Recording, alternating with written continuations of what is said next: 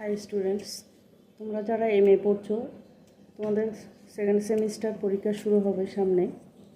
তোমাদের জন্য আমি আজকে মঙ্গল কাব্য থেকে যেটা 10 থেকে 15 নম্বরের প্রশ্ন সেটা আমি তোমাদেরকে দেব। মঙ্গল কাব্য আর শাক্ত পদাবলী তোমরা একটু লিখে নাও। মঙ্গল কাব্যের 1 নম্বর প্রশ্ন, মঙ্গল কাব্যের উৎপত্তি, সামাজিক ও ঐতিহাসিক প্রেক্ষাপট আলোচনা করুন। এই কাব্যে অনার্য সংস্কৃতির প্রভাব কতটা?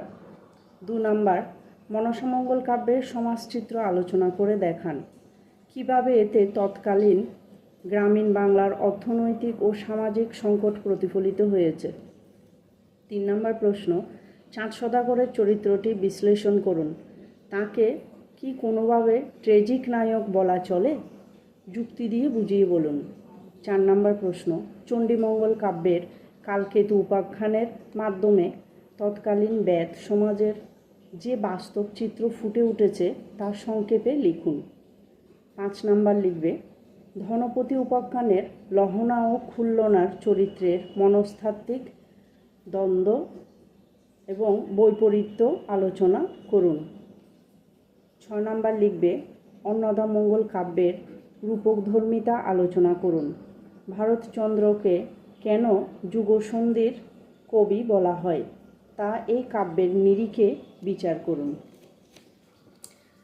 এবার লিখবে 5 নম্বরের কোয়েশ্চেন, যেটা তোমাদের 5 নম্বরের জন্য আসবে। 1 নম্বর প্রশ্ন লিখবে, মঙ্গল কাব্যের সাধারণ বৈশিষ্ট্য বা লক্ষণগুলো সংক্ষেপে আলোচনা করুন। 2 নম্বর, মনসামঙ্গল কাব্যে বেহুলার চরিত্রের সতীবৃত্ত ও দৃঢ়তার পরিচয় দিন।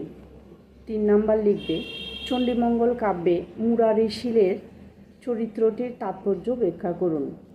4 নম্বর লিখবে, ভারুদত্ত চরিত্রের মধ্যে দিয়ে তৎকালীন সমাজের যে কুটিল রূপ প্রকাশ পেয়েছে তা লিখুন। 5 নম্বর প্রশ্ন, নতুন মঙ্গল কবি ক্ষুণ্ণ অবদান, নতুনের খাঁটি সম পুরাতন পান।